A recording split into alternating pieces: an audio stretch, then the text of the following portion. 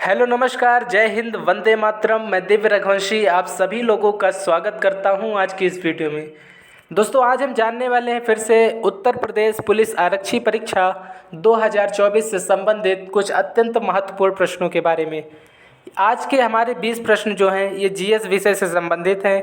Video को शुरू करने से पहले आपसे छोटा सा निवेदन है, अगर आप चैनल पर नए हैं तो हमारे चैनल को सब्सक्राइब कर लीजिए, वीडियो को अपने दोस्तों के साथ शेयर कर दीजिए। हम आपके लिए प्रतिदिन 1 से 2 वीडियो जो कि जीएस विषय और हिंदी विषय से संबंधित हैं, जो आपकी परीक्षा के दृष्टिकोण से अत्यंत महत्वपूर्ण है, आपके लिए प्रतिदिन 2 वीडियो अपलोड करते हैं। तो आइए समय को व्यर्थ किए बिना दोस्तों आज की इस क्लास को शुरू करते हैं। आज की क्लास का हमारा पहला प्रश्न है कि रक्तदाब नापने के लिए किस यंत्र का प्रयोग किया जाता है। अगर रक्तदाब की बात करें तो रक्तदाब जो होता है इसको मापने के लिए, ब्लड प्रेशर को मापने के लिए किस यंत्र का प्रयोग किया जाता है। टैकोमीटर का, एक्टीमीटर का, बैरोमीटर का या उपरोक्त में से किसी का नहीं। तो रक्तदाब की अगर बात करें तो रक्तदाब मापने के लिए स्फिग्नो मैनोमीटर का प्रयोग किया जाता है, अर्थात इसका सही उत्तर हो जाएगा साथियों उपरोक्त में से कोई नहीं। आज की हमारी क्लास का दूसरा प्रश्न साथियों कि किस तत्व की कमी से घेंघा रोग हो जाता है। घेंघा रोग की अगर बात करें तो घेंघा रोग जो है ये निम्नलिखित में से किस तत्व की कमी के कारण होता है। नाइट्रोजन की, कैल्शियम की, आयोडीन की या फास्फोरस की। तो अगर घेंघा रोग की बात करें साथियों तो घेंघा रोग जो है ये आयोडीन की कमी के कारण होता है। अगर शरीर में आयोडीन की कमी हो जाती है तो घेंघा रोग हो जाता है। तो इसका सही उत्तर हो जाएगा साथियों आयोडीन। अगला और तीसरा नंबर प्रश्न है साथियों कि निम्नलिखित में से किसकी उपस्थिति के कारण दूध में मिठास आ जाती है, अर्थात दूध की मिठास का कारण क्या होता है। दूध मीठा होता है और इसकी मिठास का कारण क्या होता है। माइक्रोज होता है, लैक्टोज होता है, सुक्रोज होता है या कैरोटीन होता है। तो दूध की मिठास की अगर बात करें तो दूध में जो मिठास होती है ये लैक्टोज के कारण आती है। लैक्टोज नामक जो तत्व होता है इसके कारण जो है, इसकी उपस्थिति के कारण दूध में मिठास या मीठापन आता है। तो इसका सही उत्तर हो जाएगा साथियों ऑप्शन नंबर बी, लैक्टोज। अगला और चौथा नंबर प्रश्न है साथियों कि उज्जैन का प्राचीन काल में नाम क्या था। जब 16 महाजनपद हुआ करते थे, जिसकी जानकारी हमें बौद्ध ग्रंथ अंगुत्तर निकाय से मिलती है, तो पूछा गया है कि प्राचीन काल में उज्जैन का नाम क्या था। उज्जैन का नाम क्या था प्राचीन काल में। तक्षशिला था, अवंतिका था, इंद्रप्रस्थ था या इनमें से कोई नहीं था। तो प्राचीन काल में अगर उज्जैन की बात करें तो प्राचीन काल में उज्जैन का नाम जो था ये अवंतिका था। अवंतिका या इसके पहले इसको उज्जैनी भी कहा जाता था। तो प्राचीन काल में उज्जैन का नाम अवंतिका था। ऑप्शन नंबर 20 का सही उत्तर हो जाएगा।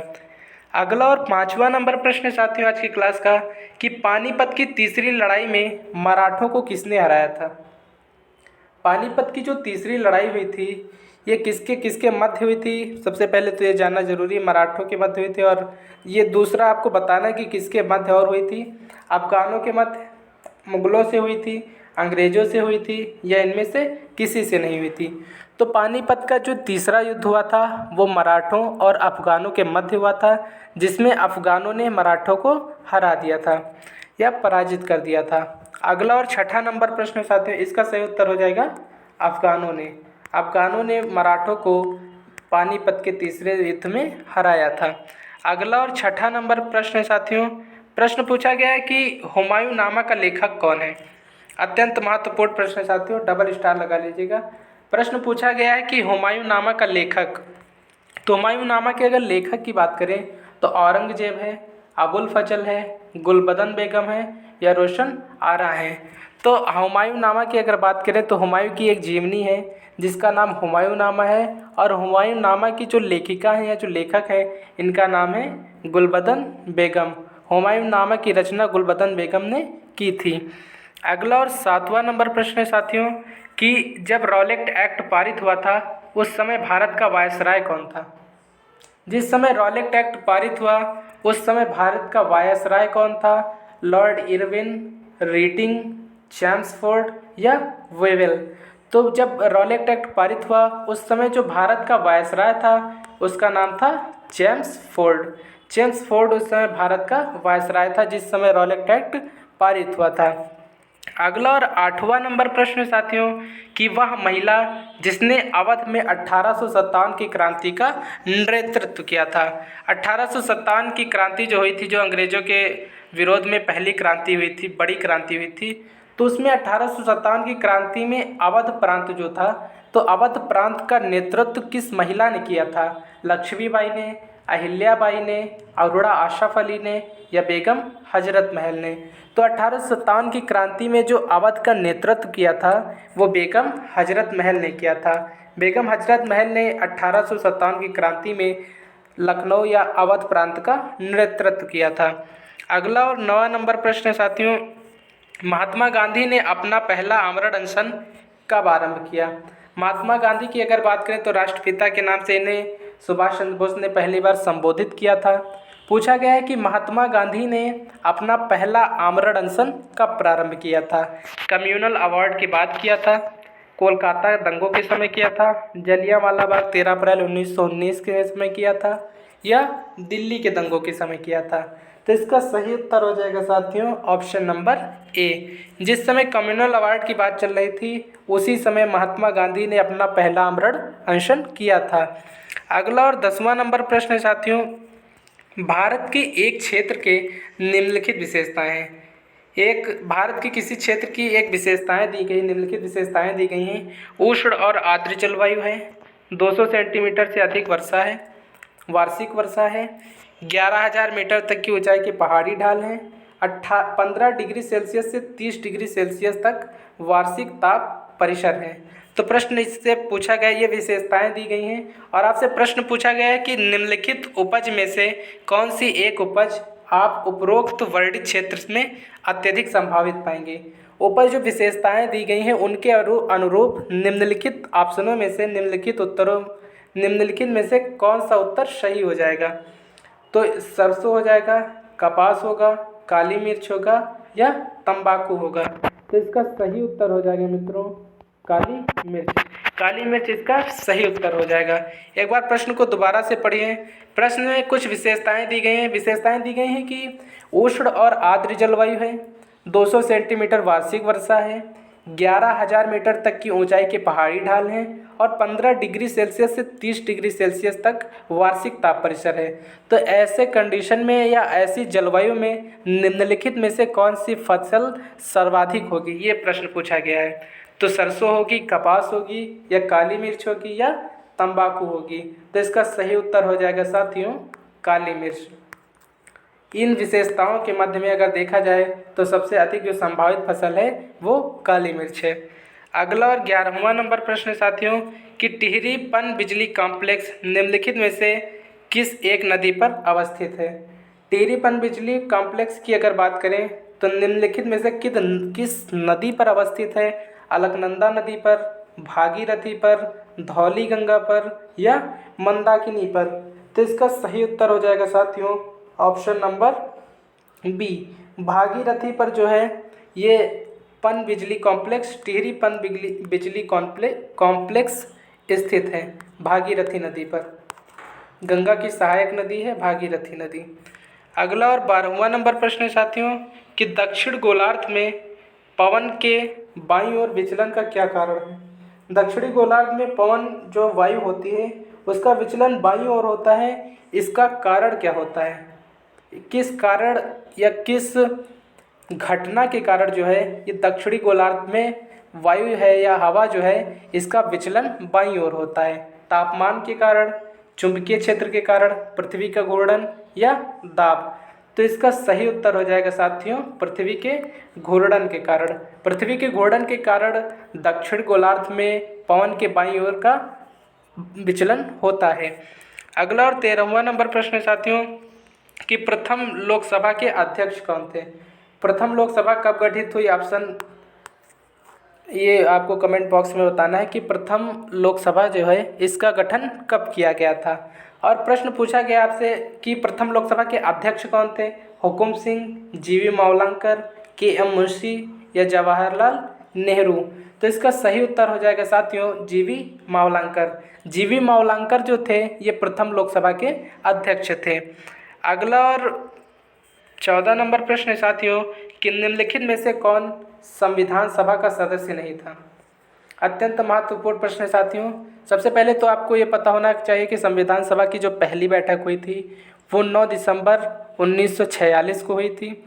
इसके बाद जिसमें अस्थायी रूप से सच्चिदानंद सिन्हा साहब को संविधान सभा का अध्यक्ष बनाया गया था, परंतु जो दूसरी बैठक 11 दिसंबर 1946 को हुई उसमें डॉक्टर राजेंद्र प्रसाद को, जो कि भारत के पहले राष्ट्रपति बने, उन्हें जो है स्थायी रूप से संविधान सभा का अध्यक्ष बना दिया गया था। प्रश्न पूछा गया कि निम्नलिखित में से कौन संविधान सभा का सदस्य नहीं था। के M Munshi, Gopal Swami Iyengar, H bag या टी कृष्णामाचारी। तो इसका सही उत्तर हो जाएगा साथियों एच बेग। बेग साहब जो थे ये संविधान सभा के सदस्य नहीं थे।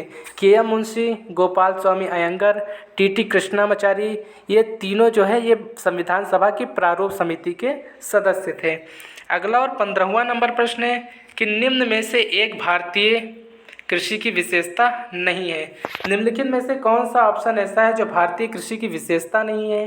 प्रकृति पर अधिक निर्भरता, उत्पादकता का निम्न स्तर, फसलों की विविधता या बड़े खेतों की प्रधानता। तो भारतीय कृषि की जो विशेषता नहीं है वो क्या नहीं है, तो इसका सही उत्तर हो जाएगा साथियों बड़े खेतों की प्रधानता। बड़े खेतों की जो प्रधानता है ये भारतीय कृषि की विशेषता नहीं है। अगला और 16वां नंबर प्रश्न है कि बेरोजगारी समस्या से गरीबी बढ़ती है क्योंकि। गरीबी बढ़ती है क्योंकि गरीबी रेखा से नीचे रहने वाले लोगों की संख्या बढ़ती है, जनसंख्या तेज़ी से बढ़ती है इसलिए बढ़ती है, मुद्रास्फीति की दर बढ़ती इसलिए गरीबी बढ़ती है, या ब्याज दर बढ़ती है इसलिए गरीबी बढ़ती है। तो इसका सही उत्तर हो जाएगा साथियों जनसंख्या का तेज़ी से बढ़ना। जनसंख्या के तेज़ी से बढ़ने के कारण बेरोजगारी समस्या और गरीबी बढ़ती है। ऑप्शन नंबर बी इसका सही उत्तर हो जाएगा साथियों। अगला और 17वां नंबर प्रश्न है कि जनगणना 2011 के अनुसार सर्वाधिक साक्षरता वाला राज्य कौन सा है। सर्वाधिक साक्षरता दर वाला राज्य अगर देखें 2011 की जनगणना के अनुसार गोवा है, केरल है, मिजोरम है या त्रिपुरा है। तो 2011 की जनगणना के अनुसार देखें तो सर्वाधिक साक्षरता दर वाला जो राज्य है ये केरल राज्य है। ऑप्शन नंबर बी इसका सही उत्तर हो जाएगा। अगला और 18वां नंबर प्रश्न है साथियों कि अम्ल वर्षा का कारण क्या है। अम्ल वर्षा निम्नलिखित में से किसके कारण होती है। कारखानों से, पेट्रोल से, कोयला जलाने से या लकड़ी जलाने से। तो इसका सही उत्तर अगर देखें तो इसका सही उत्तर हो जाएगा साथियों कारखानों से। अम्ल वर्षा का जो मुख्य कारण है ये कारखाने हैं। कारखानों के कारण ही अम्ल वर्षा होती है। ऑप्शन नंबर ए इसका सही उत्तर हो जाएगा। अगला और 19 नंबर प्रश्न साथियों कि उत्तर प्रदेश का राजकीय पक्षी कौन सा है। उत्तर प्रदेश के राजकीय पक्षी की अगर बात करें तो उत्तर प्रदेश का राजकीय पक्षी कौन सा है। मोर है, सारस है, कबूतर है या इनमें से कोई नहीं है। तो उत्तर प्रदेश का जो राजकीय पक्षी है साथियों ये सारस है। सारस को उत्तर प्रदेश का राजकीय पक्षी माना जाता है। ऑप्शन नंबर बी इसका सही उत्तर हो जाएगा। अगला और अंतिम प्रश्न है आज की क्लास का साथियों कि जीएसटी की चोरी करने पर कितने वर्ष के कारावास का प्रावधान है। अत्यंत महत्वपूर्ण प्रश्न है साथियों। जीएसटी के दृष्टिकोण से अगर देखें तो पूछा गया है कि जीएसटी की अगर चोरी की जाए तो जीएसटी के चोरी के कारण या चोरी के कारण निम्नलिखित में से कितने वर्ष के कारावास का प्रावधान किया गया है। 10 वर्ष का, 5 वर्ष का, 2 वर्ष का या 3 वर्ष का।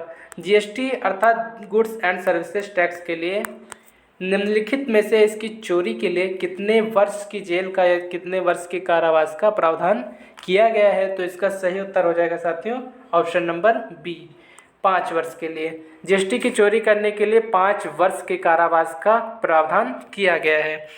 अगला प्रश्न है साथियों जो अगला उत्तर है कल के प्रश्न का जो उत्तर है। कल आपसे प्रश्न पूछा गया था कि जो सत्य के साथ मेरे प्रयोग हैं ये किसकी पुस्तक है। तो सत्य के साथ मेरे प्रयोग जो है इस पुस्तक के लेखक जो हैं ये महात्मा गांधी हैं। सत्य के साथ मेरे प्रयोग या माय एक्सपेरिमेंट विद ट्रुथ्स ये जो पुस्तक है ये महात्मा गांधी जी द्वारा लिखी गई है। तो आज के इस क्लास में फ़िलहाल दोस्तों इतना ही। कल फिर से मिलेंगे एक नई वीडियो के साथ। तब तक के लिए जय हिंद, जय भारत।